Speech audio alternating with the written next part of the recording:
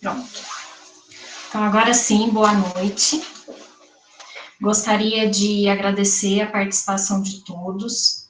Gostaria de agradecer ao Centro Acadêmico do curso de Licenciatura em Ciências Biológicas pelo convite.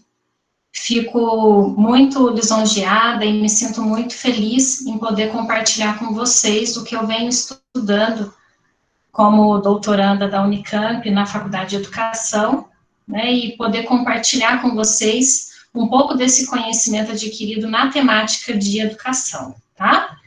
Sei que o nosso tempo hoje aqui não vai ser suficiente para a gente poder debater e discutir sobre todas as questões da área educacional ou do ramo da educação, são muitas vertentes, mas eu espero que vocês compreendam um pouco hoje, né, sobre quais são os itinerários dentro da formação docente que nós temos que dar destaque neste século XXI, tá?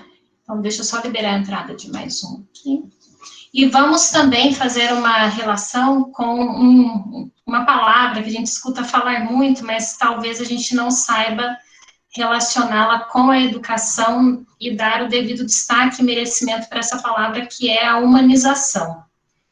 Então, eu criei um título para essa palestra que ficou bem amplo, mas nós vamos conseguir hoje percorrer por todos esses caminhos, tá? Então, nós vamos falar sobre formação docente, sobre humanização, sobre as relações éticas no contexto educacional, quem são esses novos sujeitos, quais são as novas docências e quais territórios que estamos inseridos, tá?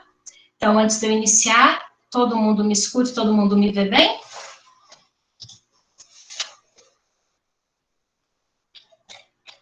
Acho que sim. Eu só vou pedir o apoio dos meninos do centro acadêmico para, se eu focar muito na minha fala e esquecer de olhar o chat, para me avisar, mas vocês podem interagir a hora que quiserem, se quiserem me interromper, fiquem à vontade, até para a gente ficar com uma conversa mais dinâmica, tá bom? Então, eu faço uma breve apresentação, deixa eu só ver aqui se vocês conseguem ver, acho que todo mundo está vendo aí uma tela da minha formação. Então, João Pedro já falou, eu sou professora do campus Muzambinho, do Instituto Federal, sou licenciada em Ciências Biológicas, tenho mestrado em Tecnologia Ambiental, atualmente estou como doutoranda em Educação pela Faculdade de Educação, dentro do programa de Filosofia e História da Educação da Unicamp. Coloco aqui nessa minha apresentação que cheguei no Instituto em 2009 como professora substituta. Depois eu vou explicar para vocês o porquê que eu destaco esse período que eu estive dentro do Instituto como professora substituta. E depois retorno para o Instituto como professora efetiva em 2012, tá? E espero aposentar nessa instituição, que eu sou muito feliz. Todos me conhecem como professora Dani, mas para quem ainda não foi meu aluno ou não é aluno da instituição, está aqui presente, eu faço aqui a minha apresentação e mais uma vez agradeço a presença de vocês.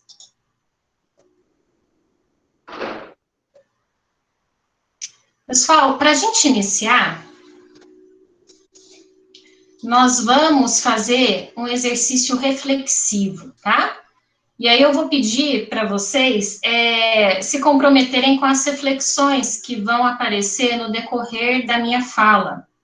Eu gosto muito de trabalhar com esse exercício reflexivo, até para que vocês possam se localizar mentalmente dentro do meu raciocínio. Então, temos aqui como proposta hoje falar sobre os itinerários da formação docente, tá? Vinculando a humanização, vinculando posturas e condutas éticas, né, as novas relações éticas que precisam ser resgatadas e estabelecidas, e vamos falar também sobre os novos sujeitos, tanto da figura do professor quanto da figura do estudante. Então, eu começo trazendo para vocês aqui uma reflexão, um exercício reflexivo, perguntando, né, ou pedindo aí para que vocês façam esse exercício, o que nos motiva na área, né, da educação? Por que vocês escolheram ou estão escolhendo se tornar um educador?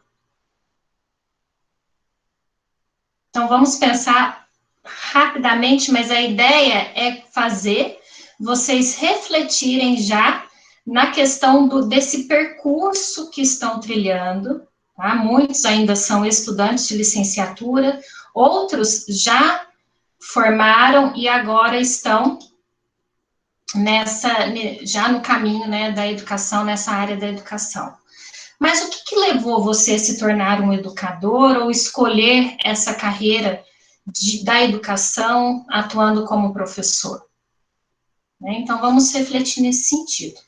Por que eu começo a minha fala provocando vocês para essa reflexão? É muito comum, quando a gente vai ministrar alguma palestra ou vai iniciar alguma aula, principalmente para cursos de formação docente, que os alunos, em algum momento, nos questionam, né? Mas como que foi? Por que você escolheu se tornar uma professora? Quando que você teve interesse pela área da educação? E aí a gente começa a resgatar todo o nosso percurso, né? Quando eu sou questionada nesse sentido, eu faço esse resgate na minha memória e tento relembrar qual foi o meu percurso. Por isso da palavra itinerário, tá? Então, quando eu uso a palavra itinerário da formação docente, não significa que esse itinerário, ele funcionou, ele existiu somente quando eu ingressei num curso de licenciatura. Mas são todas as minhas vivências, até, sim, chegar, né, no curso de licenciatura, e nesse momento que eu vivo agora, tá? Porque eu escolhi a educação, eu escolhi ser docente. A partir do momento em que eu consigo me sentir realizada profissionalmente, tá certo?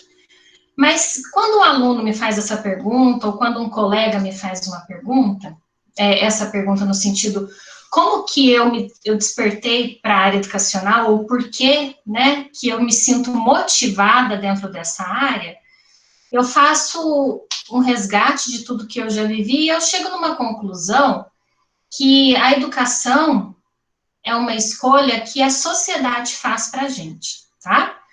Então, eu penso, quando eu era criança, foi projetado, talvez pelos meus pais, que eu pudesse me tornar uma professora? Apesar deles serem professores, eu penso que de imediato a gente não projeta isso nas crianças, né? Eu tenho 2 filhas e eu até hoje nunca projetei nelas a carreira docente. Pode ser que elas se tornem outras profissionais e depois acabem atuando na área acadêmica, mas no primeiro momento a gente percebe de uma forma geral que na fase desde a nossa infância, ninguém projeta, né, na criança a ideia que ela vai se tornar um professor, ou que ela vai se tornar um educador, né? Geralmente, nós podemos observar que as profissões mais indicadas são aquelas de maior rentabilidade, né? Falam muito na questão, isso dá dinheiro, isso não dá. Profissões que, quando comparada com a área da educação ou de um próprio professor, parece que tem mais prestígio, e aí a gente já começa a desvalorizar a nossa própria classe ou a profissão docente, né? Então, eu percebo que a educação é uma escolha que, por algum motivo, a sociedade faz para a gente, né? E que a profissão docente, ao longo dos nossos percursos e itinerários, a gente vai construindo essa escolha a partir do decorrer e os caminhos que a vida vão trilhando, né? Então, eu acho que, se eu pudesse aqui responder o que eu refleti sobre essas 2 perguntas que eu estou pedindo para que vocês façam essa reflexão, a minha resposta seria que eu acho que eu fui, né, construída e fui escolhida pela educação dentro das minhas vivências. Num primeiro momento, a educação não era a minha primeira escolha, por isso que eu falo que eu fui escolhida e hoje eu estou muito feliz, né? E depois de compreender Isso para quem já está na prática, e para quem talvez já esteja no estágio, possa ter esse mesmo sentimento que eu tenho. E depois de compreender o que a gente pode fazer dentro de uma sala de aula, aí sim eu me apaixonei profundamente com essa possibilidade que nós temos enquanto professores ou atuantes na área educacional de formar o homem, né, de formar o ser humano. Porque eu entendo que o educar é traduzir para a criança, ou para o adolescente, ou para o estudante já adulto, a humanidade de uma forma inteirinha, tá? Então, o que eu quero dizer e iniciar essa breve introdução que eu estou fazendo com vocês? Que quando a gente está em sala de aula e a gente percebe a nossa capacidade, né, e a nossa influência pela figura que nós temos de liderança enquanto professores ou enquanto educadores, nós podemos mostrar para os nossos estudantes, sejam eles crianças, sejam eles jovens, pré-adolescentes, ou sejam adultos ou idosos, né, a humanidade de uma forma diferente, tá? Então, hoje, só terminar essa introdução, eu trabalho com mais disciplinas vinculadas no ensino superior. Mas eu já tive a oportunidade, por exemplo, de trabalhar com educação infantil, mesmo sabendo que a nossa formação de licenciatura plena não nos habilita para educação infantil, tá? Mas durante o meu TCC, por exemplo, eu fiz um trabalho de educação ambiental que eu trabalhei com educação infantil, ensino fundamental 1 e 2. Então, isso foi muito importante, porque eu também tive contato com as crianças, do ponto de vista educacional, a gente poder ter essa oportunidade de percorrer por todos os níveis de ensino é muito bacana, tá? Então, eu já trabalhei com o ensino da educação infantil, de forma bem breve, depois, assim que eu formei, comecei a dar bastante aula, e aí eu atuei com o ensino fundamental 2 e o ensino médio, e logo que eu cheguei no Instituto, eu tive a oportunidade de trabalhar com outros níveis de educação. Então, eu trabalhei com o ensino, por exemplo, do PROEJA, que é um ensino profissionalizante para jovens e adultos, tá? E hoje nós também temos na rede estadual e municipal o EJA, né, para aqueles que precisam concluir os seus estudos, que são jovens e adultos, né? Tive a oportunidade de trabalhar com cursos de níveis técnicos integrados, próprio cursos superiores e pós-graduação. Também já tive a oportunidade de trabalhar como coordenadora de cursos, né, e também na gestão educacional, atuando na coordenação geral de ensino, tá? E agora eu pergunto para vocês, deixa eu só passar aqui, que eu já até esqueci de mudar o slide. Tá carregando aí? Que quando eu trago para vocês esse meu exemplo, né, do meu percurso na área da educação, eu acho importante a gente também entender que todas essas dimensões da educação que eu citei, que eu já tive a oportunidade de trabalhar, elas são fundamentais para a gente compreender que todas devem, né, convergir para um único ideal. E qual que seria esse ideal? Então, nós temos aí dimensões da educação, que seria a educação infantil, o ensino fundamental, o ensino médio e o ensino superior, e todas precisam convergir para um único ideal, tá? Então, vamos refletir qual que seria este ideal. E aí, se vocês estão refletindo comigo, eu não sei o que cada um pensou, mas eu parto do início, do princípio, que esse ideal, independente da dimensão de ensino que estamos atuando, ou qualquer que seja a dimensão da educação que estamos trabalhando, nós temos como propósito, ou como ideal, fazer o nosso estudante feliz. Não sei se já tinham parado para pensar, ou se imaginaram que a minha resposta seria essa, né? Quando eu falo em fazer o estudante feliz, é pensar que podemos fazer do nosso estudante, a partir do momento em que ele chega dentro da escola, um ser humano ou um estudante elevado, tá? Transmitindo para ele tudo que a humanidade tem de melhor. E o mais importante, dar condições para que este estudante consiga se integrar na sociedade, como sujeito, com uma visão única da vida, que essa visão cada um forma a sua, né? Que ele tem uma visão da história e uma visão da cultura, tá? E aí um termo bacana que a gente usa hoje dentro da vertente de justiça social é que a felicidade é sim considerada uma questão de justiça social, tá certo? Então nós, né, que estamos aí dentro da área da educação, que temos vários propósitos a serem cumpridos, várias ambições dentro da educação, mas o que eu entendo como um ideal, né, que todos que entram dentro da área educacional precisam levar, né, consigo para os espaços que forem ocupar, é que nós, enquanto lideranças, né, professores que somos, temos como ideal, independente do nível de ensino, fazer com que os nossos estudantes sejam felizes, tá? Então, a escola, e nós vamos conversar um pouquinho mais para frente, ela é um espaço, sim, que pode permitir a felicidade, tá? E que deve. Ela vai fazer com que o estudante se torne um ser ou um sujeito elevado a partir do momento em que ele compreenda o seu papel dentro da sociedade e o que ele pode fazer, né, para poder contribuir a partir do conhecimento que lhe é agregado para este mundo nosso que é de relações humanas, tá? Então, pessoal, tá todo mundo me ouvindo, compreendendo? Então, turma, deixa eu só ver aqui se não tem uma pergunta. Então, pessoal, uma parte do título que aparece é itinerários da formação docente, tá?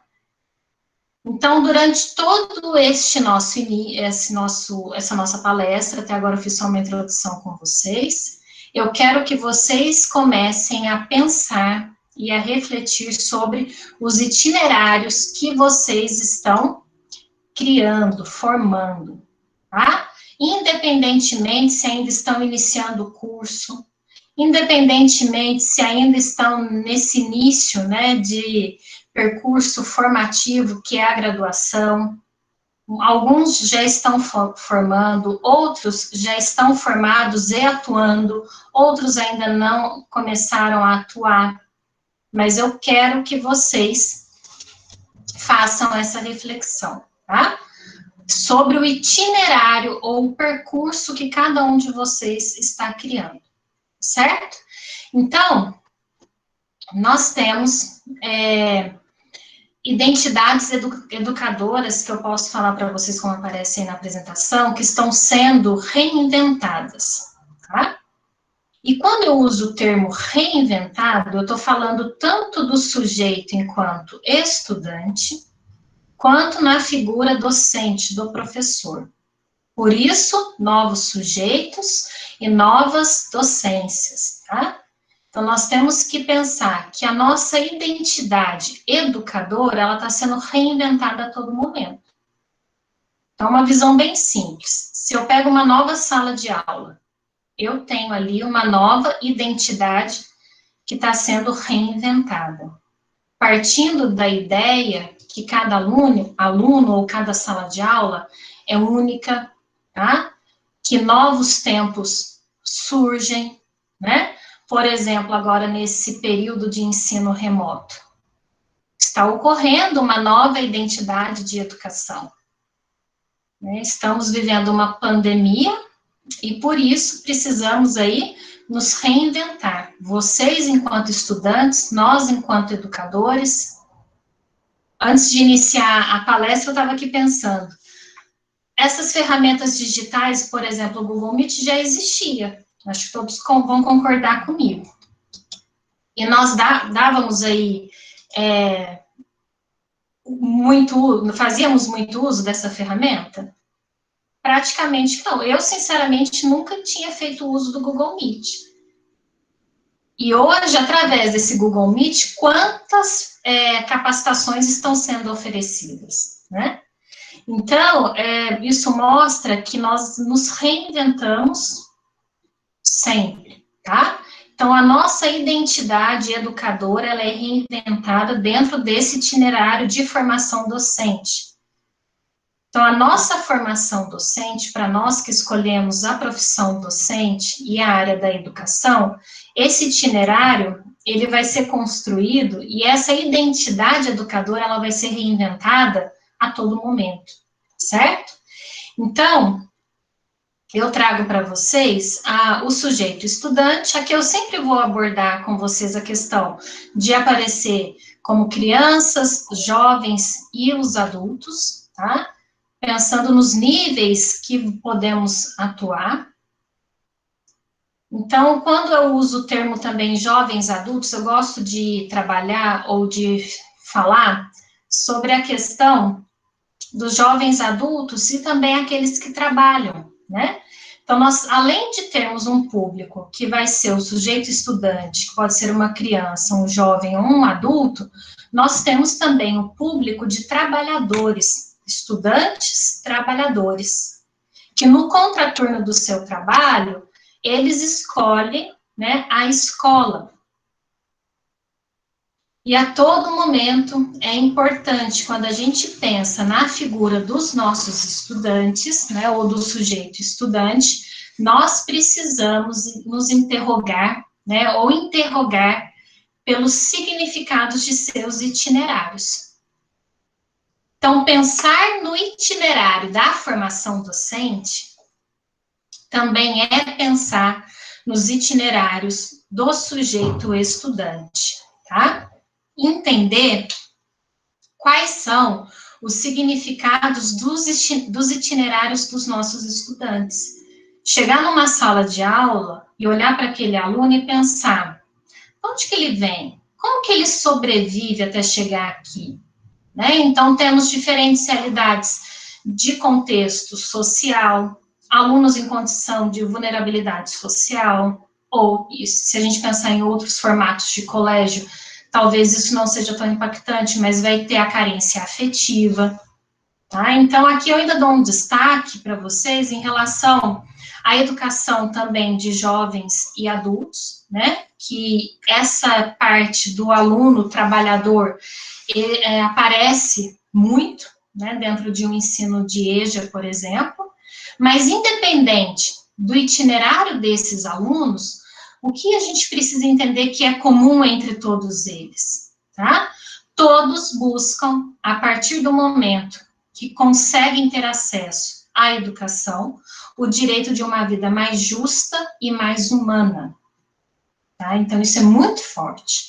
Quando eu penso que a educação dá aquilo que faz parte da dignidade da condição humana, eu estou falando de permitir para aquele sujeito, que é um sujeito social, que é o sujeito estudante, o direito para que ele tenha uma vida mais digna, justa e humana, tá? E também podemos, gente, eu esqueci de passar o slide, eu empolgo na falação, e também podemos falar sobre o sujeito professor. Então, quando eu uso o termo sujeito, eu me refiro ao sujeito aluno, estudante, e ao sujeito professor, o docente, tá? Então, nós temos na figura do professor, na figura do docente, trabalhadores da educação, né, que estão aí pelas lutas também dos seus direitos, né? A gente tenta a todo momento mostrar que temos voz, que precisamos ter voz nas escolhas aí pelas políticas públicas educacionais, lutamos pelos nossos direitos da valorização da nossa classe, né? Tentamos exigir respeito e dignidade pela profissão que escolhemos. E também estamos sempre nos reinventando, né, na questão de novas pedagogias, nas artes, nos conhecimentos, nos currículos de formação inicial e continuada. Então, nós temos, dentro da perspectiva de identidades educadoras reinventadas, tanto a figura discente, a figura do aluno, do estudante, como também a figura do professor. Tá? Alguma dúvida, gente, até agora? Deixa eu só permitir mais gente aqui para entrar na sala. E aí, surge, deixa eu ver se já projetou, duas matrizes que eu gostaria de conversar com vocês.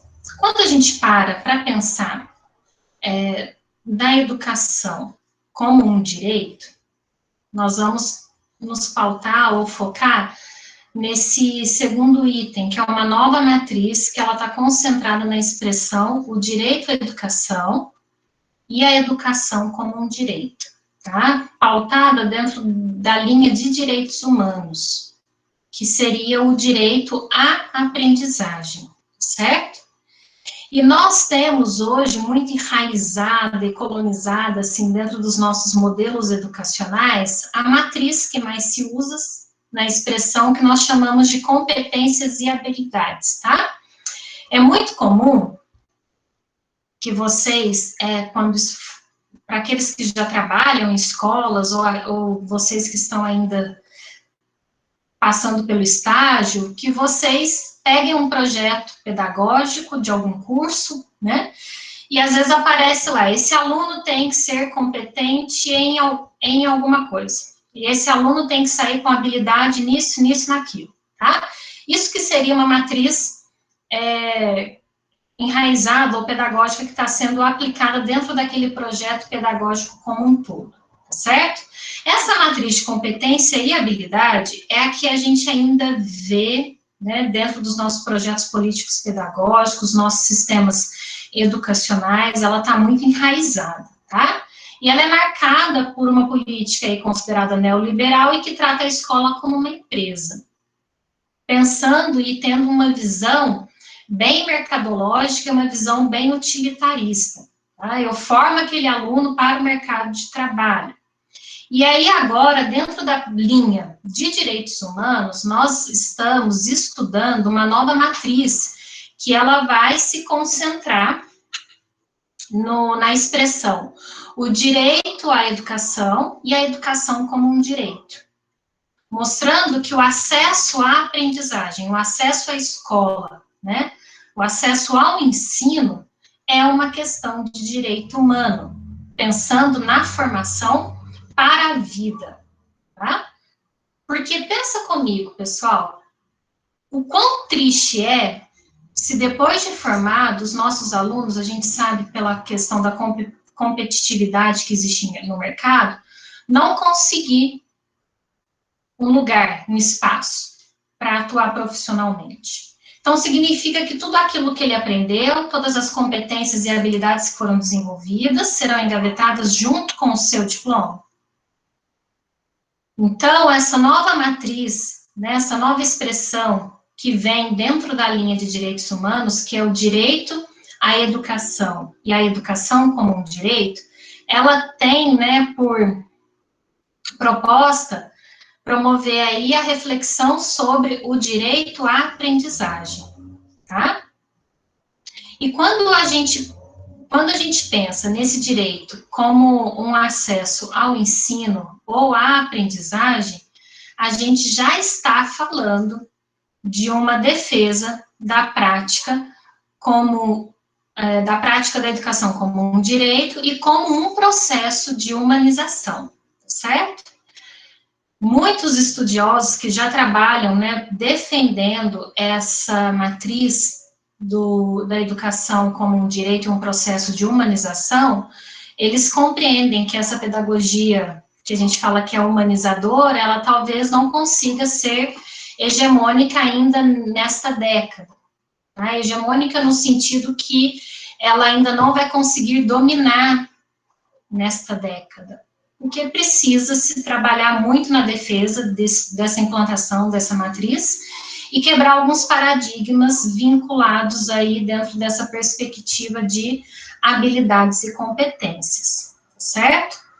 Então, quando nós falamos que eu estou garantindo aí para os sujeitos alunos, né, o direito à aprendizagem, eu estou enxergando que o acesso ao ensino, o acesso a ganhar conhecimento, leva esses estudantes a um percurso escolar que é pautado na esperança, né?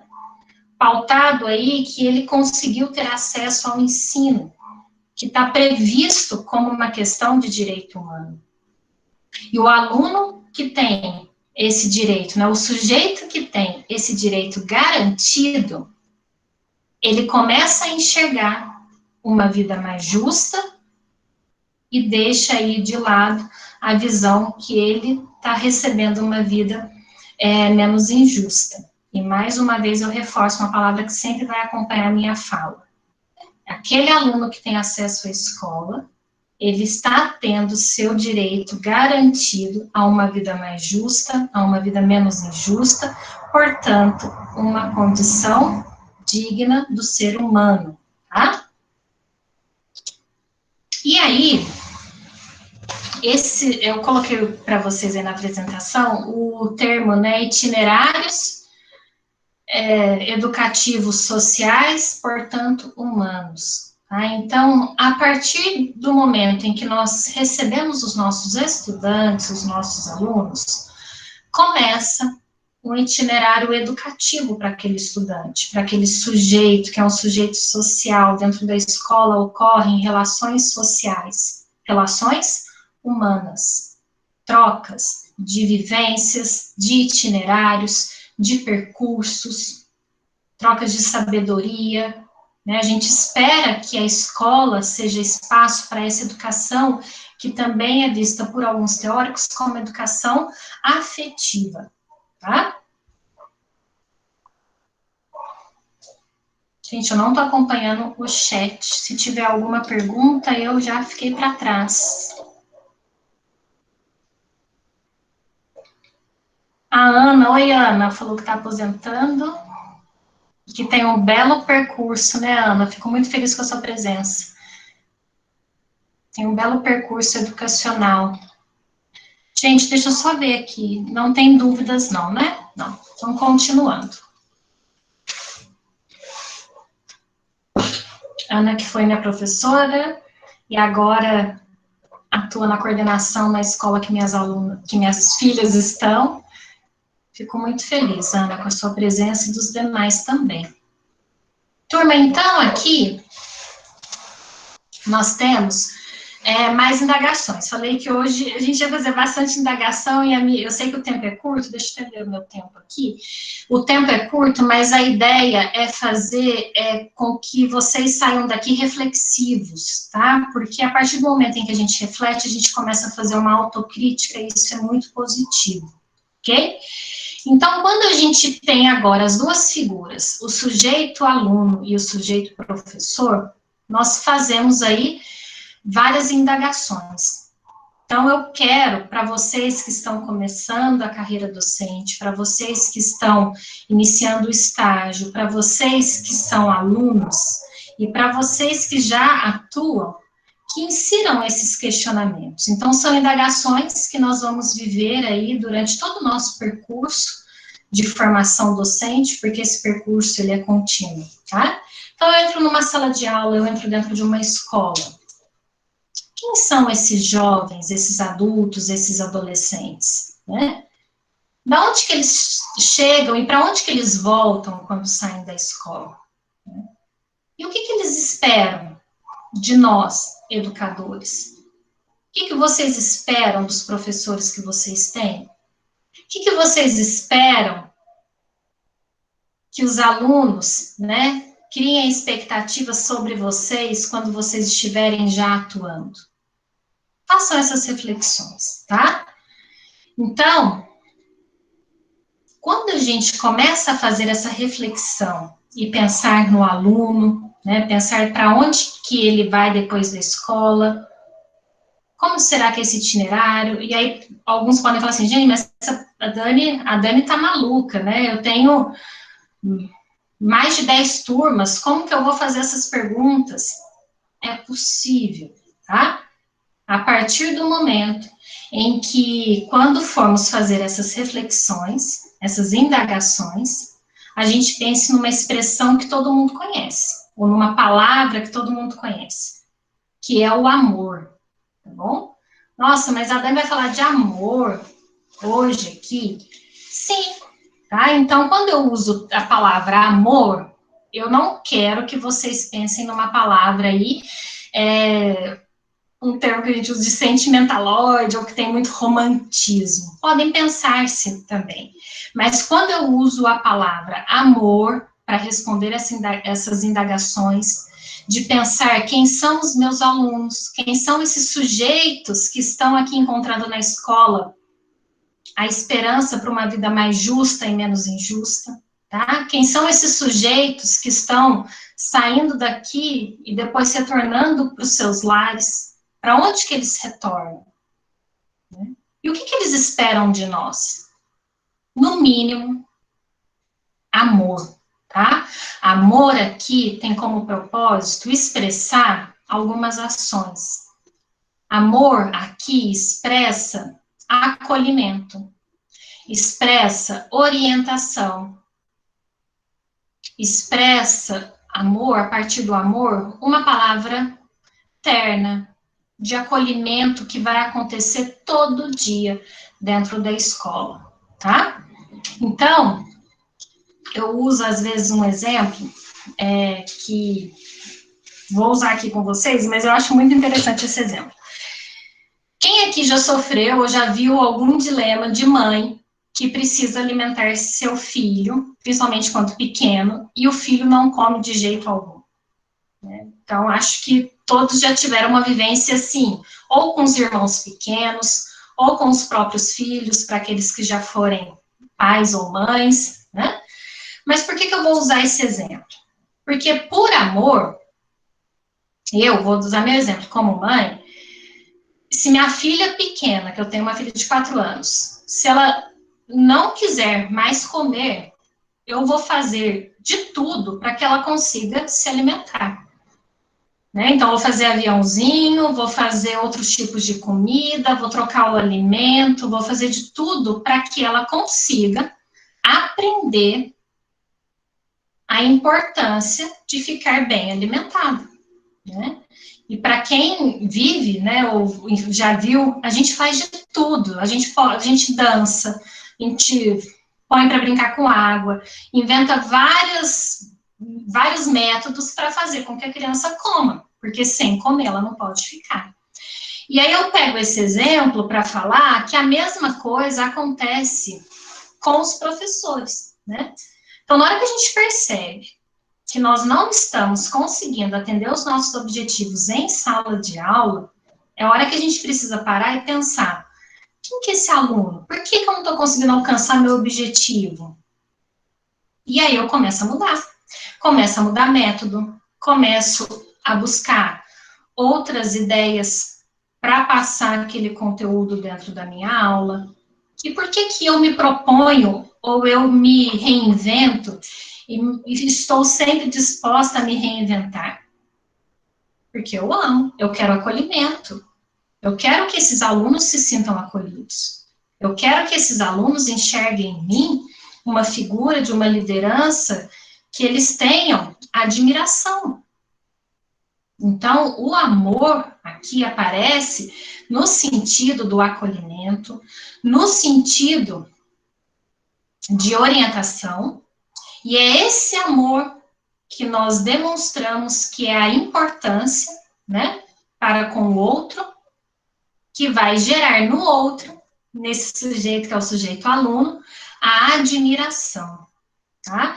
Então, quando a gente percebe que o aluno ou a criança, ela se sente, né, admirada, ou ela gosta daquilo que o professor faz, pela admiração, pelo acolhimento que ela recebeu, quase certo, né? E que ela vai, consequentemente, aprender, tá?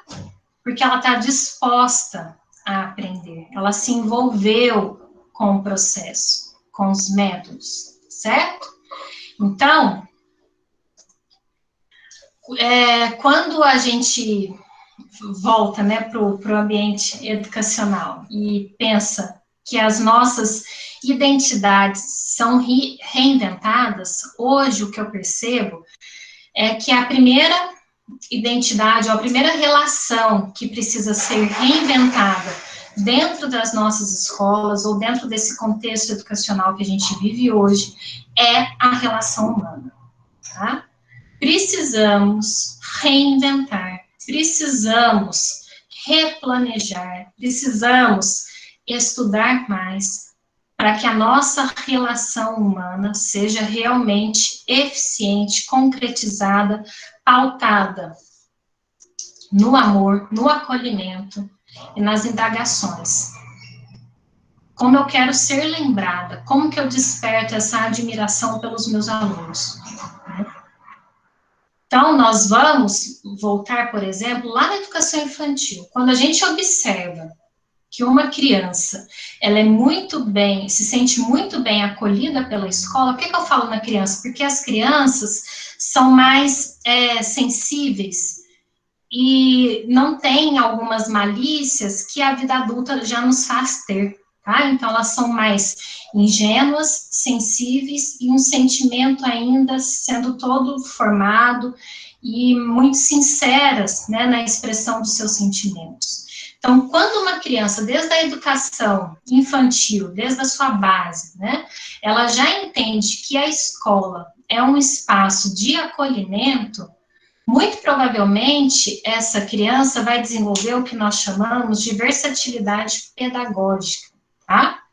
Porque ela percebe que a escola é um espaço de acolher, de receber orientação, que ela pode se libertar, se expressar, que ela vai ser ouvida, tá?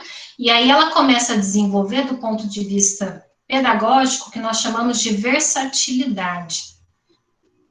Isso deveria ser, né, muito bem trabalhado e reimplantado nos dias atuais, né, dentro desse contexto educacional que a gente vê, onde muitos alunos não têm mais o engajamento em frequentar a escola, não se sentem motivados, tá? Mais para frente a gente vai conversar um pouquinho disso. Então, deixa eu ver aqui se mudou para vocês. Mudou. Então, se essa primeira dimensão é o acolhimento e o amor, né? Ou seja, a saúde humana da escola, a segunda que nós chamamos vai ser essa versatilidade ou pluralidade pedagógica, e a última que a gente espera acontecer é uma terceira dimensão que é chamada aí de conhecimento, ou então podemos chamar esse conhecimento da capacidade cognitiva.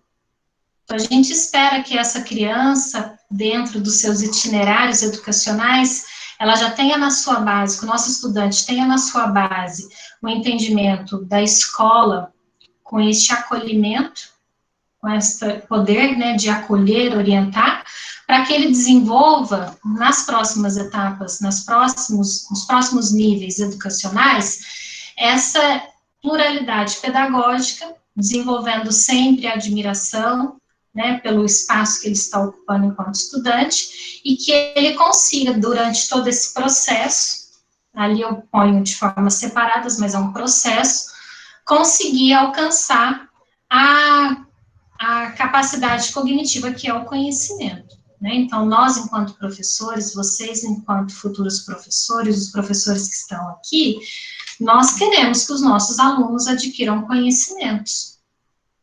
Então, a gente tem que tentar estabelecer para que ele se torne um aluno versátil pedagogicamente, né?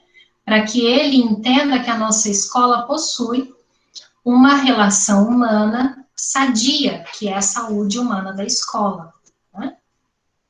Então, dentro dessa perspectiva, eu acho que que todos os nossos estudantes são capazes, sim, de aprender a partir do momento em que eles se sentem amados e acolhidos, e também que tenha uma escola que disponha de recursos didáticos, independente da condição da escola. Eu vejo que a questão dos recursos e das metodologias está mais atrelada ao envolvimento do professor, né, independente da condição mesmo financeira da escola. Existem muitas escolas que não têm o repasse, o incentivo que deveria ter financeiro para promover para os seus professores talvez um espaço com mais tecnologias ou mais recursos. Mas independente desta condição, o aluno que se envolver pedagogicamente com essa escola que o acolhe, né, o professor sim pode e provavelmente oportunizará para esse aluno muitos espaços e ambientes de aprendizagem, tá? Então, só para fechar essa compreensão, eu também compreendo que todo aluno, ele é capaz, então, de aprender, tá? Na maior parte das vezes, agora relembrando aqui, infelizmente, nós não temos essa primeira dimensão bem estruturada dentro da nossa escola, que é essa questão da saúde humana da escola. Nós, professores, e vocês que já estão aí vivenciando espaços educacionais, podem observar, a gente acaba já fazendo um pré-julgamento dos nossos estudantes, como se eles fossem incompetentes ou incapazes, né? E a gente esquece de fazer aquelas indagações. Como que eu posso afirmar que um aluno não é capaz?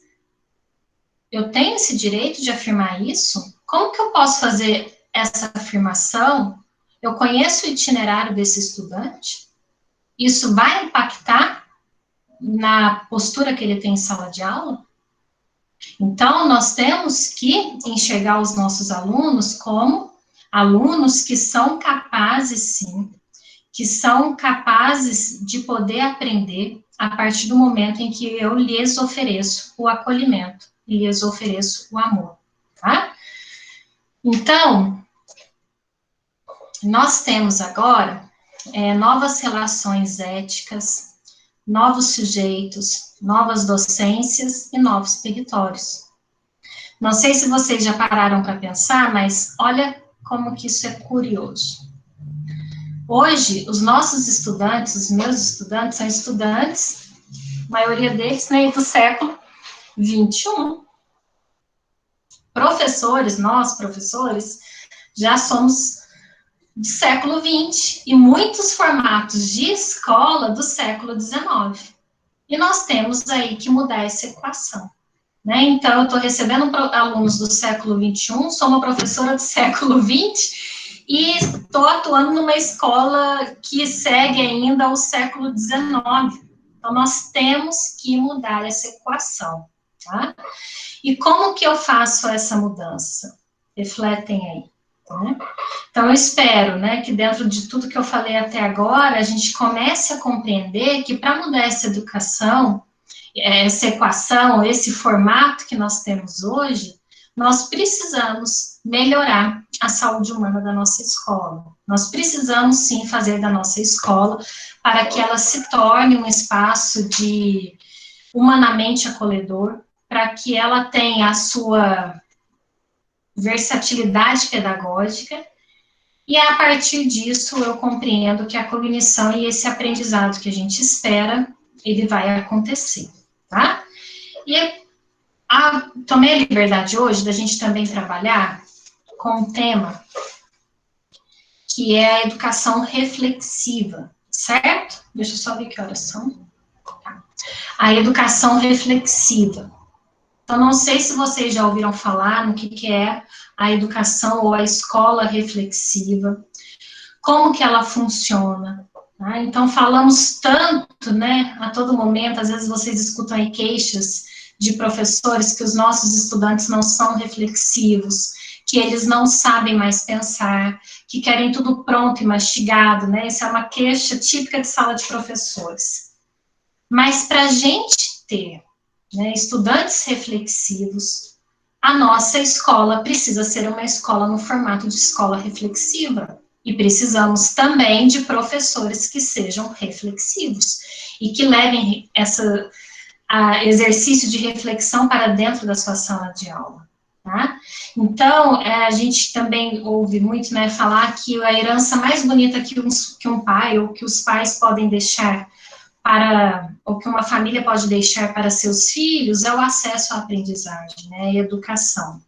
Então, a gente precisa, sim, hoje, de trabalhar e de melhorar esses formatos das nossas escolas ou da nossa sala de aula para que se tenha um formato de educação reflexiva, um formato de escola reflexiva, tá? Precisamos compreender que a escola precisa, ou que nós precisamos de uma escola que produza sensibilidade, de uma escola que produza reflexão sobre o sentido da vida, né? Precisamos de uma escola que oportunize, né, um espaço a todo momento dentro de qualquer disciplina que trabalhe sobre ética, que trabalhe sobre a gratuidade da nossa existência, resgatar indagações filosóficas seculares, mas dentro do nosso contexto atual, né? Mostrar para os nossos alunos que a nossa escola é uma escola que vai produzir sensibilidade sobre a diversidade de pessoas. Então, este modelo de escola, ele faz parte de um formato, né, que desenvolve a educação reflexiva. Então, como vocês podem ver aí na apresentação, refletir significa pensar, né, sobre si, pensar sobre os fenômenos que nos cercam. Na verdade, é pensar sobre o próprio pensamento, tá? Pensar sobre a vida, pensar na sua responsabilidade, pensar os caminhos de uma sociedade. E aí nós temos como conceito que uma escola reflexiva, ela vai muito além da informação, tá? Então, uma escola reflexiva, ela vai bem além de simplesmente passar uma informação. Hoje a gente também sabe, né, que dentro dessa era tecnológica que estamos vivendo, o estudante pode encontrar muitas informações, seja nas bibliotecas, seja nos livros que nós temos, que hoje são muito mais pródigos que os livros de alguns anos atrás, mas nós sabemos que uma informação sozinha, ela não é capaz de produzir consciência. A gente sabe que uma informação solta, né, sozinha, ela não é capaz de produzir consciência. Isso serve para nós também, né? Então, sempre vai ser preciso que tenha uma figura de um sujeito, que é o sujeito mediador, o sujeito professor. Vai precisar também da figura de uma instituição, pode ser uma escola, né? Então, nós temos que pensar que para conseguir implantar essa educação reflexiva ou essa escola reflexiva, nós vamos precisar de um sujeito ou de uma instituição que desperte nos nossos estudantes a consciência através da informação, tá? Então, é preciso de um fiador, né, que vai estabelecer aí reflexões sobre a vida, sobre a sociedade, sobre a cultura, como eu já falei, de modo que a criança e o adolescente, ou os nossos estudantes, sejam levados a pensar sobre o próprio pensamento, tá? Pensar por si próprio, sem ser manipulado. Então, muitas informações, da maneira que são trazidas hoje, geram esse sentimento de informação manipulada e que a pessoa tem um pensamento manipulado, ele não é capaz de produzir consciência e de produzir a sua argumentação. Então, hoje a gente às vezes conversa com alguns adolescentes que estão com um discurso muito vazio, né? Mas talvez porque eles não tiveram a oportunidade ou o espaço para produzirem o seu próprio pensamento, né? E aí eu já passei para frente aí na apresentação, e pensando aqui nas indagações que vocês pudessem trazer para mim.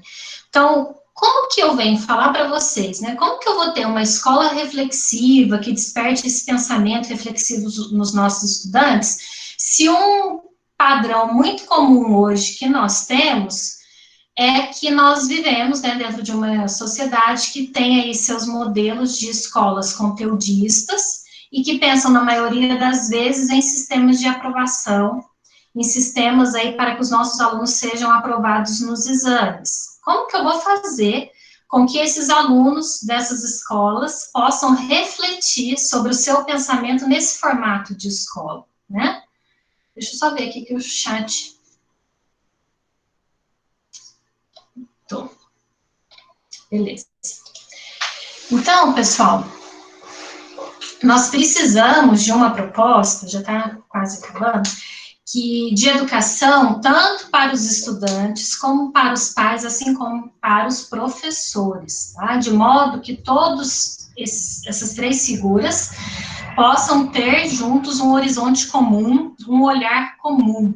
Como que eu vou fazer com que meu aluno se torne um aluno reflexivo, se o formato dele de escola não é uma escola reflexiva, é uma escola que está voltada aí para que ele passe algum sistema de avaliação, né? Muitas vezes a gente vê uma grande preocupação, principalmente para as escolas de nível médio, mais voltada para o interesse de vestibular, tá? Então, é importante a gente refletir que nós temos atualmente duas tendências colonizadas ou enraizadas, e a gente tem que começar a pensar um pouquinho fora da caixa, tá? Então, hoje nós temos uma tendência que é passar no vestibular, os nossos, principalmente para as escolas, né, de ensino médio, e aí a gente vê toda uma adolescência sendo sacrificada e uma juventude também sendo sacrificada com esse único ideal, que é entrar em alguma universidade, passar em algum vestibular.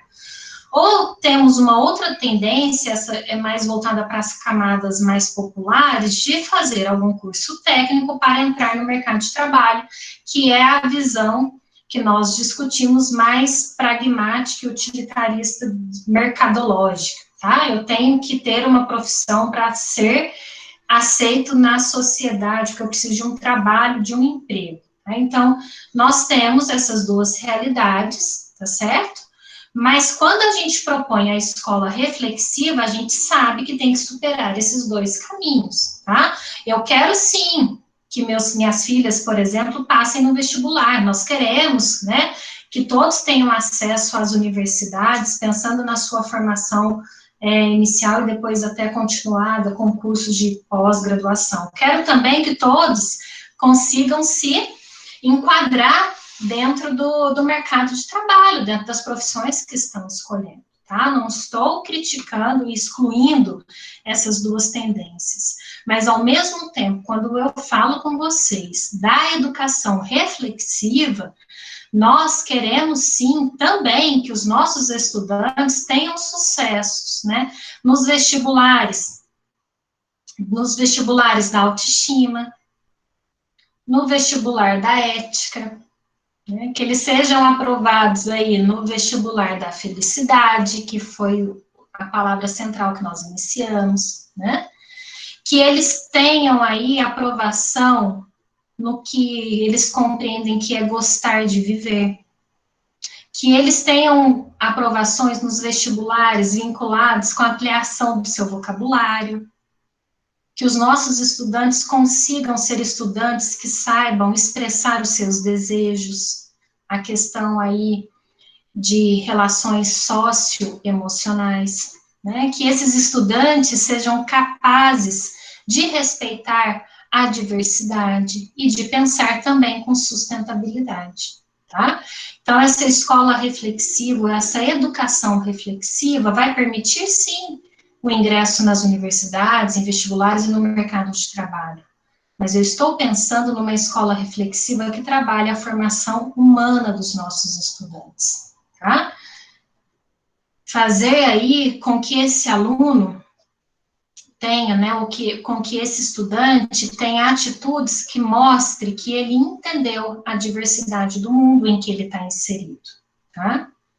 Então, um pensamento reflexivo ou de uma escola que tenha esse formato de educação reflexiva, ela pode se fazer real dentro de um projeto pedagógico, político-pedagógico, tá? que se proponha ou que se ponha na escola, né, para além dessa tradição conteudista e avaliativista que temos hoje, certo? Então, nós podemos observar que hoje nós temos muito mais práticas de avaliação na escola do que práticas de aprendizagem, de formação para a vida, tá?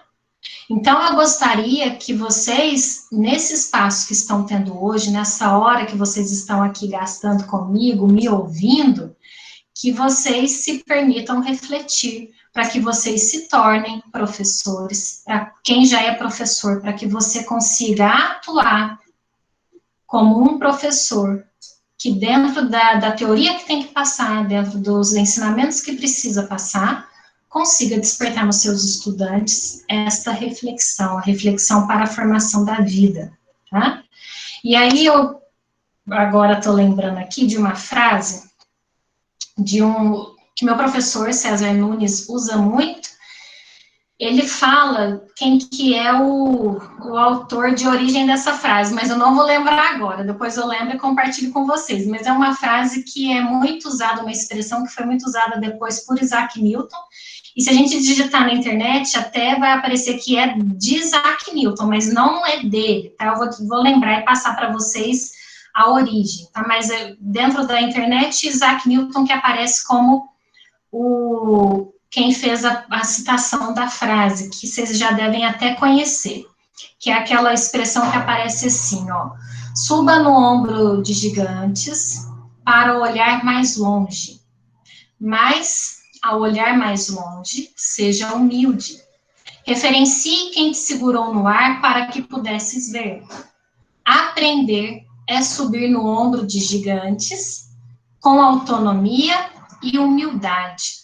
Ah, então, meu professor usa muito essa expressão, né, ou essa frase, para fazer a gente refletir sobre o ensinar, qual é o meu propósito enquanto educador, né?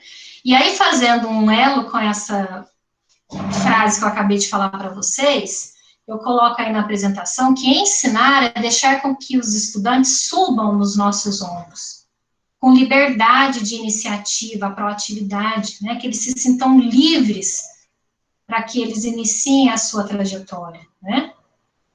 E aí eu diria para vocês que eles se sintam autônomos para o pensamento reflexivo, tá? E aí, como que nós, né, como que eu posso ajudar para que esses meus alunos que até hoje nunca tiveram essa oportunidade de desenvolver um pensamento ou de se sentirem, né, dentro de um espaço educacional que permita esse pensamento reflexivo, se torne um estudante reflexivo? Como que vocês podem, né, se tornar estudantes mais reflexivos? E aí eu também lembro agora de uma passagem que está escrita no livro de O Banquete, de Platão, que dizia assim, então, só para contextualizar, Platão, acho que todo mundo lembra, né, filósofo, histórico, né, e a gente tem muitas teorias dentro do estudo da filosofia, né, que a gente tem Platão como nosso referencial. Então, esse livro que foi escrito, O Banquete, na verdade, tem esse nome porque Platão e outros filósofos se reuniam para debater a filosofia, tá? E aí surgiu, dentro do livro, O Banquete tem uma passagem que fala assim, ninguém ama e não respeita o que não admira. Ninguém admira o que não conhece. Ninguém conhece o que não se dá a conhecer, o que não se dá a conhecer. Então, nós precisamos fazer, né, com que nossos estudantes compreendam a realidade para além da vida, a realidade da vida para além da utilidade, tá? Nós precisamos fazer com que esses estudantes, eles compreendam a realidade da vida muito além dessa visão e dessa dimensão que é pragmática, utilitarista, voltado para o mercado, tá? Porque se a gente começa a fazer algumas perguntas, vou voltar no amor, por exemplo, para que serve o amor? Né? Para que serve a sabedoria? Para que serve a própria vida? A gente cai numa visão do ponto de vista ético, que é o utilitarismo, né? Se não tem utilidade, se não tem função, não serve, né? Então, nós não podemos cair nessa visão utilitarista, tá? Nós temos que entender e fazer com que os nossos estudantes compreendam a realidade da vida para além de uma visão de utilidade, tá? Gente, eu vou só acelerar um pouquinho, mas tá praticamente acabando. Então vou até voltar, porque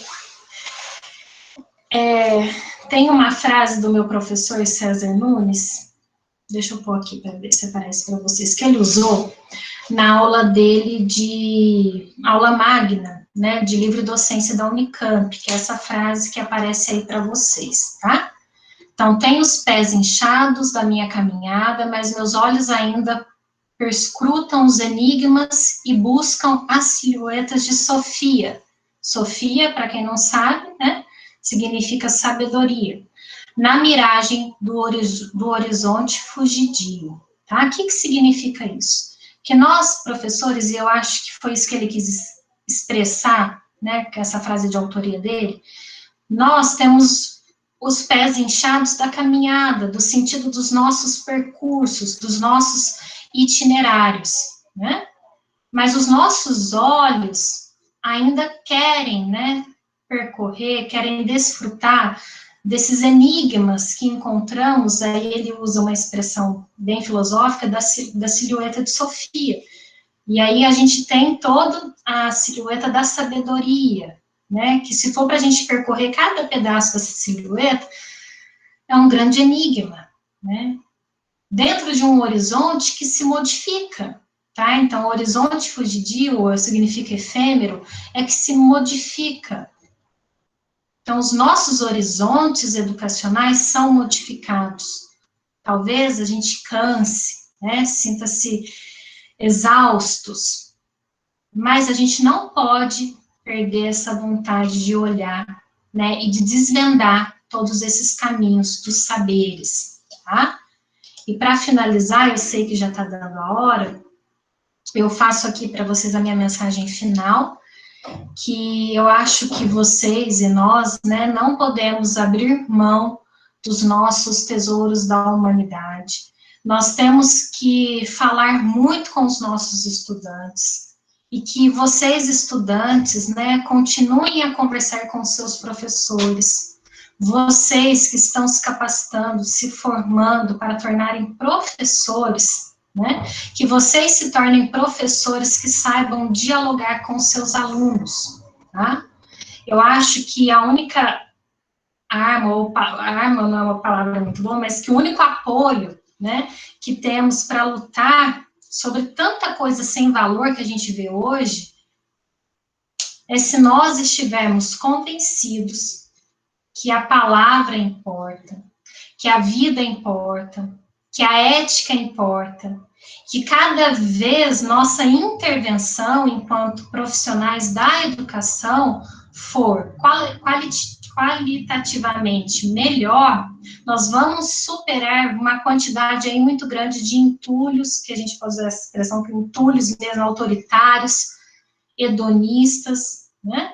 Então, eu sei que a educação brasileira hoje, ela precisa melhorar, eu tenho consciência disso, do nosso cenário, do nosso contexto, né, porque muitas vezes a minha fala, às vezes, pode parecer utópica dentro da realidade que a gente vive. Nós precisamos saber localizar e posicionar o nosso sistema educacional, né.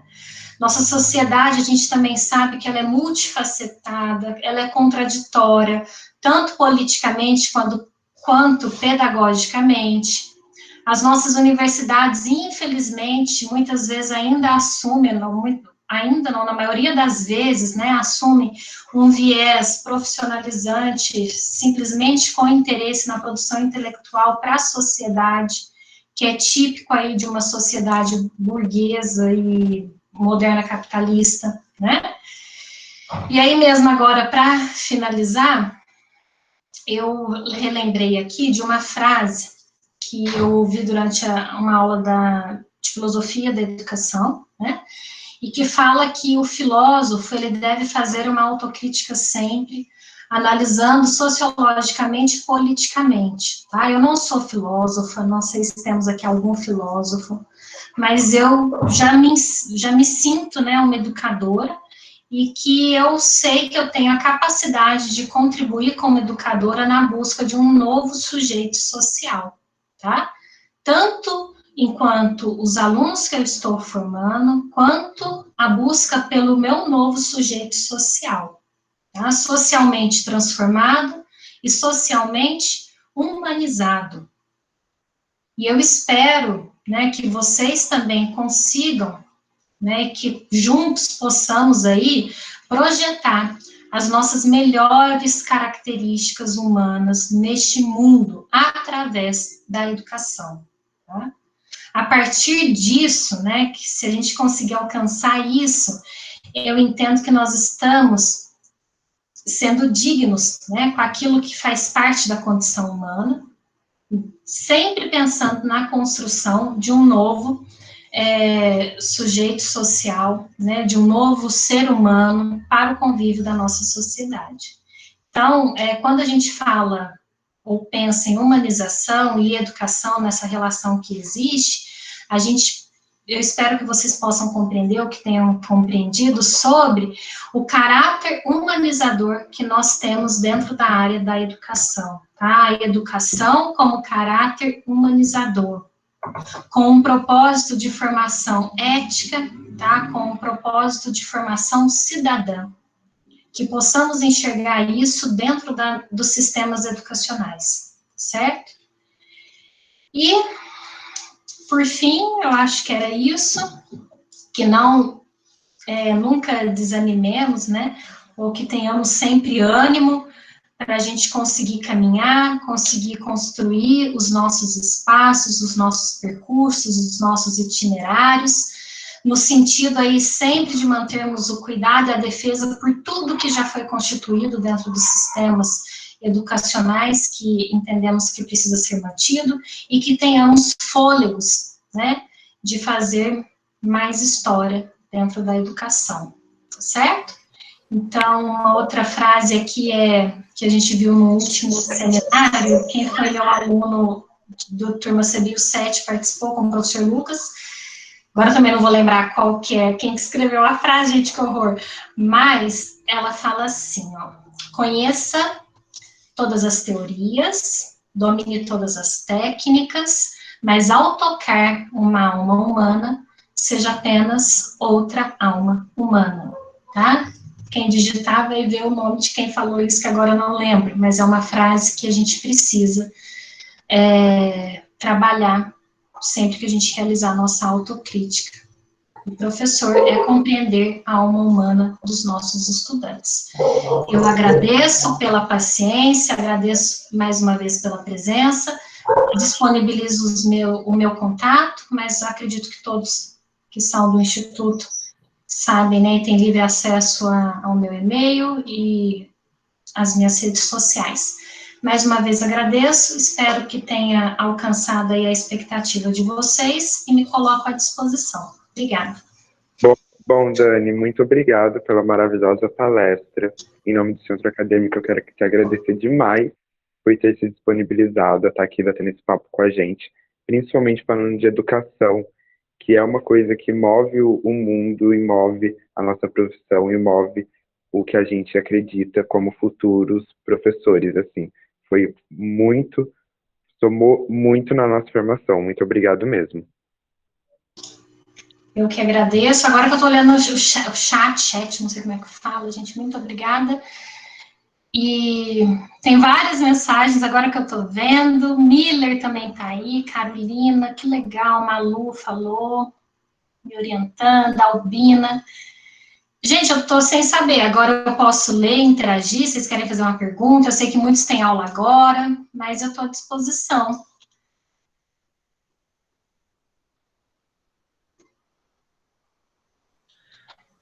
Boa noite. Boa noite, José, pode falar. Eu vim só te agradecer mesmo, Dani, por estar sempre tão prestativo com a gente. Tudo que a gente sempre pede ou te leva, você abraça. A gente tem um carinho muito grande por você. É uma satisfação enorme por poder ter aula com você. Eu tenho certeza que esse é um sentimento que se abrange em muitos alunos da biologia. Então, muito obrigado por ter participado aqui com a gente hoje e ter trazido bastante conhecimento para a gente. Eu que agradeço, tá? Eu só fiquei perdida realmente aqui no chat, se tem alguma dúvida em específico, eu vi que tivemos algumas contribuições, mas se aparecer dúvidas, vocês me alertem, por favor, só para não... Dani, Oi? Pode falar aí, Fábio. gostaria de fazer uma dúvida, de uma pergunta. Deixa eu só abrir aqui para ver quem está falando comigo. Quem é? O Fábio. Fábio? É o Fábio. Oi, Fábio, pode Isso. falar. Dani, você comentou na palestra, né, a importância de ensinar, de passar o conhecimento para frente. Eu queria saber qual que é a sua opinião das dificuldades, quais são as maiores dificuldades no ensino de ciências que a gente tem hoje em dia no nosso sistema educacional. Tá. Queria aproveitar também para mandar um abraço para a professora Carolina, que me deu aula no ensino médio. Não sei se ela está me escutando lá no Lumen, mas só para ver o quanto que esse mundo é pequeno, né? Ah, Carol! Que legal. Fábio, então, dentro do ensino de ciências e biologia, vou pegar os dois, tá? Os desafios.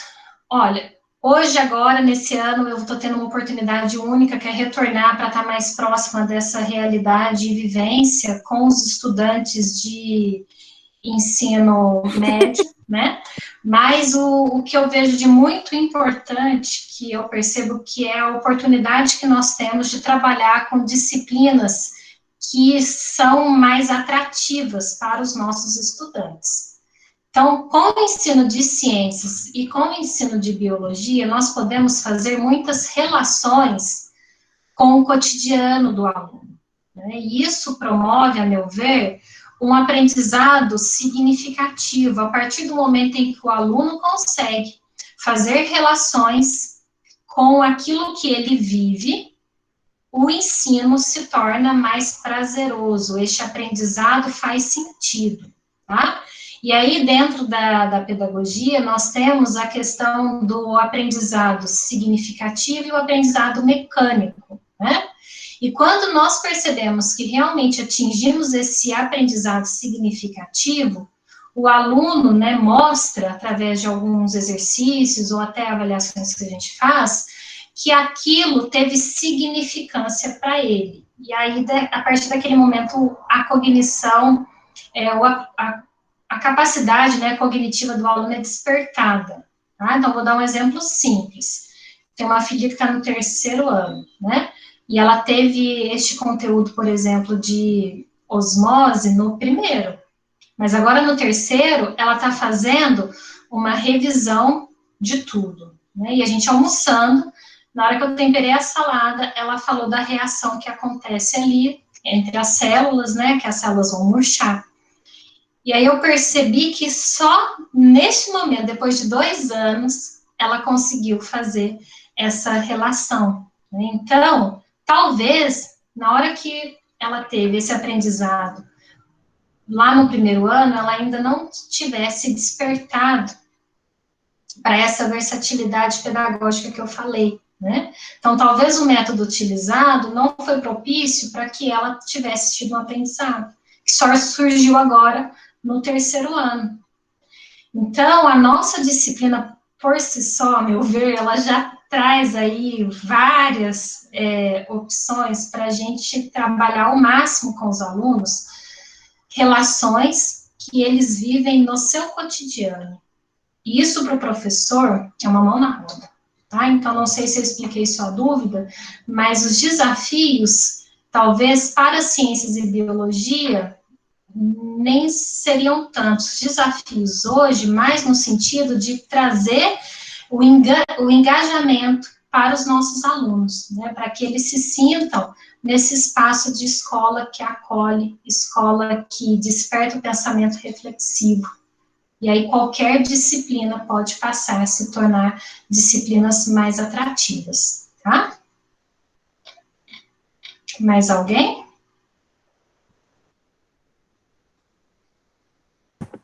Oi, Dani. Oi, é o Miller? É o Miller, tudo Ó, bem? gente, reconheci pela voz, ó, o professor reconhece o aluno pela voz. Então, Dani, parabenizar aqui pela palestra, viu? Eu tô aqui escutando desde o início e eu acho que é algo que a gente não deve parar de discutir, né? E eu me vejo muito numa situação hoje em dia, né?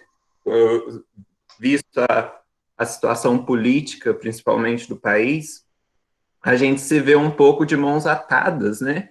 Por ser educador, ser biólogo e indo um movimento totalmente contra a gente, né? É. A educação, contra o que a gente acredita quanto biólogo em si, né? E, assim, eu acho que é algo que deve estar em todo dia, né? Eu comentei aí, principalmente no aspecto que, que me tocou muito, né, no que eu tenho discutido no dia a dia, e é verdade, né? Porque eu acho que essa questão de formação que você cita na palestra, ela ultrapassa principalmente a questão da escola física, né? Sim. Da vida, né? Porque a gente vê que muita gente ainda está em formação, porém chega muita informações e as pessoas não conseguem processar, né?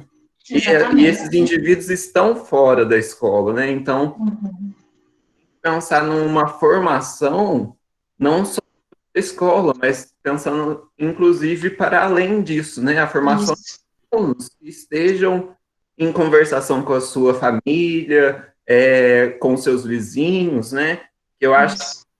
principalmente o que eu acho que deve ser implantado assim no nosso dia a dia, né? Então, assim, Isso. parabenizar mesmo pela sua palestra. Eu acho que eu tenho que me inserir mais até nos aspectos educacionais, porque agora na pós-graduação estou muito ligado à pesquisa, mas é algo que a gente tem que estar estudando sempre, né? Para ser Isso. profissional também. Isso E mesmo. depois disso tudo, né, eu só tenho uma dúvida, né? Uma Uhum. dúvida não, eu quero saber a sua posição também, umas dicas, né? De como atuar num momento como esse, né, conturbado como esse que a gente está vivendo, que é um momento de alta polarização, né? Então, Uhum. tanto nas escolas quanto na rua, a gente, qualquer assunto que a gente coloca vira um passe de uma discussão, né? Então, como agir, como seguir diante dessas situações. E é isso. Obrigada, Miller. Eu agradeço as suas palavras. Eu fico muito orgulhosa, né, de ter sido sua professora e de analisar hoje todo o seu percurso pós-faculdade, né? Nos traz muito orgulho. Então, respondendo a sua pergunta, eu entendo que nós temos que nos pautar pela ética do cuidado, tá? Então, na hora que a gente percebe que existem posturas ou falas que ferem, né, aquilo que a gente entende como sendo uma conduta de respeito, nós que temos este conhecimento, podemos humanizar nesses espaços, tá? Sabendo falar com ponderação, sabendo promover o debate e sendo mediador desse debate, afinal, nós temos o conhecimento, tá? Então, é muito comum, principalmente hoje dentro do grupo de adolescentes, né, a gente perceber que, e dos adultos também, tá tudo muito conturbado, mas que são discursos vazios, né, e que acabam tomando ou tendo aí uma proporção muito grande, principalmente pelas mídias sociais que a gente também tem. Então, o que eu percebo é que a gente precisa criar mais valores dentro da educação ética, tá? Mais condutas éticas para a conversa, para o relacionamento, né? A gente tem aí as mídias sociais, as redes sociais. Foi tudo inserido na gente muito rápido. Nós sabemos manejar várias tecnologias, né? Sabemos manejar com muita facilidade e a gente que tem a informação, a gente também passa essa informação com muita facilidade. E aí alcança espaços que a gente não consegue nem mensurar. Mas o que a gente não trabalhou foi a educação ética para o manuseio do acesso a essas informações. Por isso que eu percebo que hoje tudo caminha e tornou aí dois polos, né? Se a gente fala uma coisa e o outro não concorda, ele se sente no direito de te martelar, massacrar, né? E muitas vezes, infelizmente, a gente também está tendo essa mesma postura, né? Fica um toma lá, dá cá. Então, a gente precisa fazer essa reflexão, sempre pensando na questão de como que eu, que sou um sujeito já esclarecido pelos percursos que tive dentro da escola, posso me posicionar de maneira que eu vou estar me respaldando na ética do cuidado e do respeito, tá? Então, acho que para a gente alcançar um pouco mais de equilíbrio, retomar os nossos olhares para a ética do cuidado e do respeito. E automaticamente eu vou estar sendo eu estarei sendo, né, um sujeito de ações com responsabilidade, ok? Perfeito, Dani. Espero que tenha contribuído. A Júlia fez uma pergunta. Dani, eu queria saber com relação aos pais dos alunos, que em alguns casos pode ser um empecilho na hora de tornar um aluno crítico, como que podemos lidar com isso? Exatamente, Júlia. Então, na hora que a gente recebe, né, por exemplo, a família, a gente às vezes já fica nítido, eu que já trabalhei na coordenação geral de ensino e fiz muitas reuniões e precisava fazer intervenções e mediações com a família, fica claro que aqueles pais não passaram, né, por um processo de educação e não tiveram a oportunidade também de desenvolver a sua educação reflexiva. Então, a gente precisa ter aí bem alinhado, né, todos cruzando aí, ou percorrendo, ou tendo como ideal um mesmo olhar, tanto os pais, professores e alunos. E na hora que eu percebo que aquela família também não teve a oportunidade, né, de estar, talvez, dentro de um espaço educacional por várias particularidades, eu tenho que fazer com que aquele aluno seja o mediador dentro da sua casa para que ele se sinta com voz e respeitado. E que ele possa ser o que vai mediar ali um diálogo para que a família entenda e compreenda que a escola proporcionou para ele, né, essa abertura de olhares, essa nova visão de mundo, e que através dele ele consiga trabalhar com a sua própria família. Tá? Então, é muito comum, às vezes, a gente ver que muitos jovens, né, estão chegando na universidade, são os primeiros a terem acesso à escola dentro das suas famílias, né, esse direito à aprendizagem. E que para a família o que importa é só que ele vai ter um emprego depois disso, né, não estão pensando na escola como espaço de formação humana, para além dessa visão utilitarista. Então, como que eu acho que a gente pode lidar com isso? É fazer desse aluno, né, um aliado nosso para que ele se sinta ancorado, né, que ele possa se subir nos nossos ombros e abrir seus horizontes, inclusive os horizontes dentro da própria casa, tá? Então, a gente tem que ter muito jogo de cintura para lidar com a família. Só que se a gente partir da ideia, de onde vêm esses familiares? Quais são os itinerários desses familiares? A gente começa a fazer aquela reflexão que eu já fiz com vocês durante a palestra. A gente tem o olhar de empatia e o olhar do amor, do acolhimento. E aí eu tenho que pensar em alguma estratégia dentro da realidade daquele contexto familiar, para que aquela família também se sinta acolhida pela escola que ela escolheu para acolher seu filho, tá?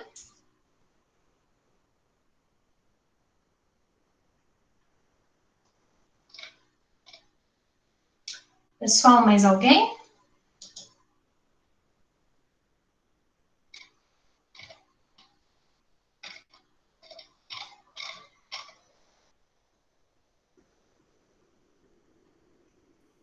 Dani? Oi? Oi, Carol. Tudo bem? Tudo. E você? Que alegria poder participar dessa palestra com você. Para mim é uma honra.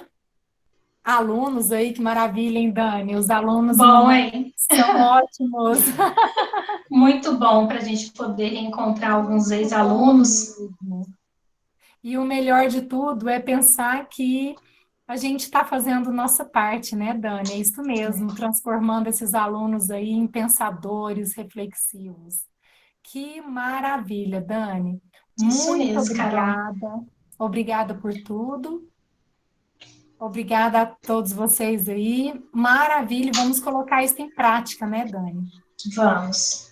E isso depende da gente. Enquanto professor, nós somos lideranças em sala e a gente pode estimular os nossos alunos para reflexão, né? Não deixando de lado o nosso ofício, dos nossos conteúdos, o que está previsto no currículo, né? Isso mesmo. Eu acho que numa simples, por exemplo, você falar para o seu aluno qual é a atividade, por exemplo, que ele tem que fazer, dependendo do jeito de você falar, isso já é transformar em assunto, em pensamento reflexivo, né, Dani? Com certeza. Frase que não dá de mão beijada tudo que ele quer, né? Isso já é bíblico. É verdade. Ensinar e a pescar, né, Dani? Exatamente. Não saber o peixe. É Certíssimo, mesmo. eu amei. Muito obrigada. Obrigada, Carol. Agradeço a presença, tá? Obrigada a você. Beijo. Beijo.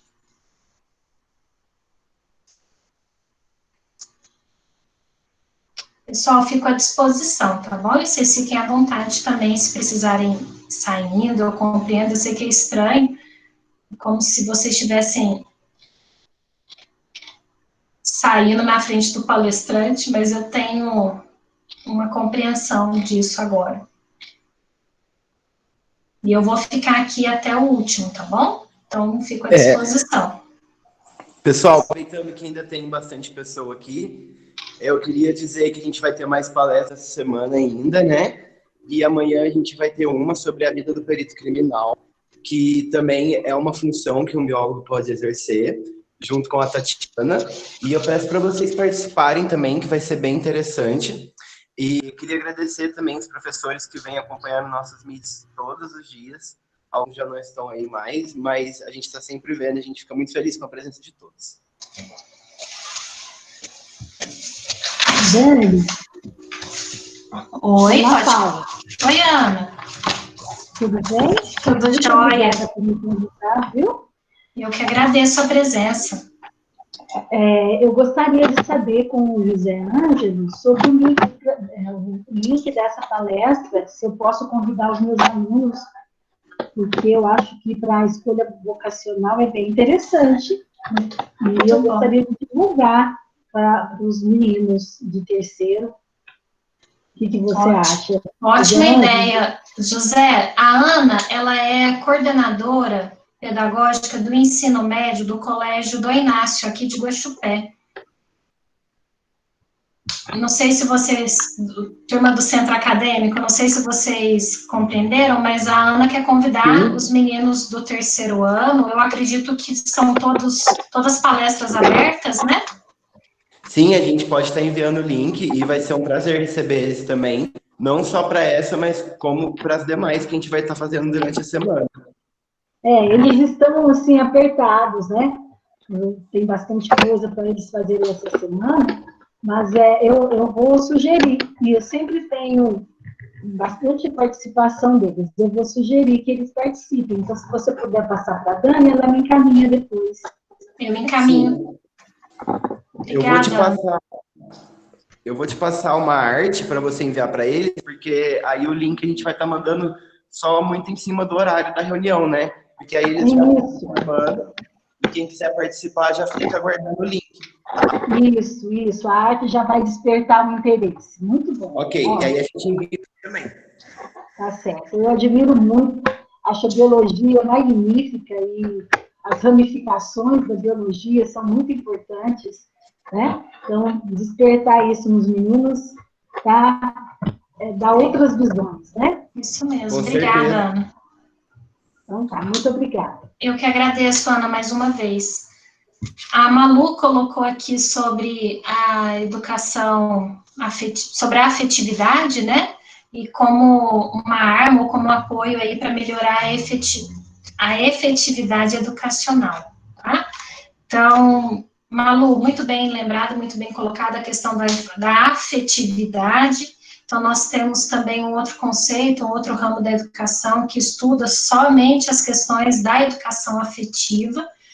E aí, só para falar bem breve, né, nós temos que compreender que essa educação afetiva é, sim, fundamental para a escola, é um espaço aí, como que eu posso dizer, nós temos dentro dessa educação afetiva, né, um locus de interação, tanto para as crianças, quanto para o estudante que já é um jovem ou já é um adulto.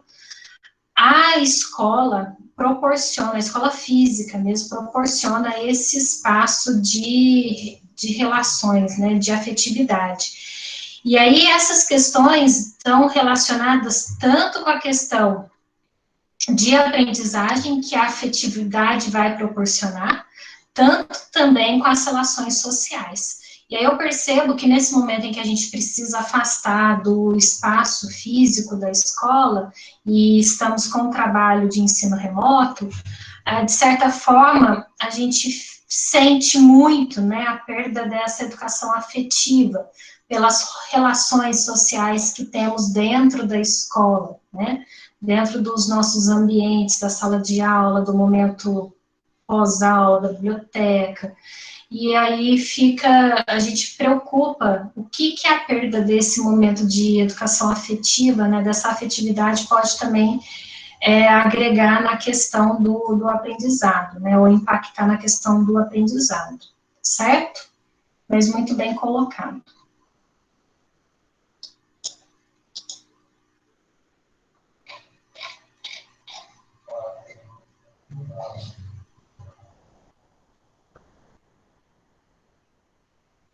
Mais alguém?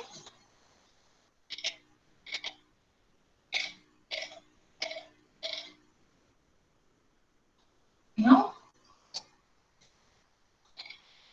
Turma, ficou à disposição, vocês vão dando os direcionamentos aí, a turma do CA, tá bom?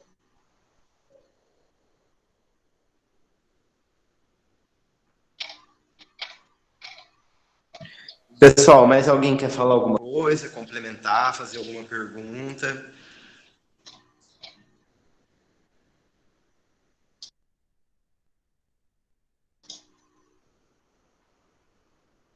Então, acho que a gente pode finalizar por aqui, tudo bem? Muito obrigado a todo mundo que ficou até aqui, a todo mundo que contribuiu com a palestra, e eu aguardo todo mundo amanhã. Tá joia, pessoal. Parabéns mais uma vez pelo trabalho que o CA vem desenvolvendo. Agora que eu tô vendo, tá cheio de ex-aluno. Léo. Quem escreveu aqui? Que bacana a gente reencontrar vocês. Flávia, galera, que legal. Bom que a gente não esquece o nome. Vocês, meus alunos, obrigada pela presença, colegas professores, coordenadores, servidores da educação. Obrigada. Boa noite para vocês e uma boa semana de aprendizado aí.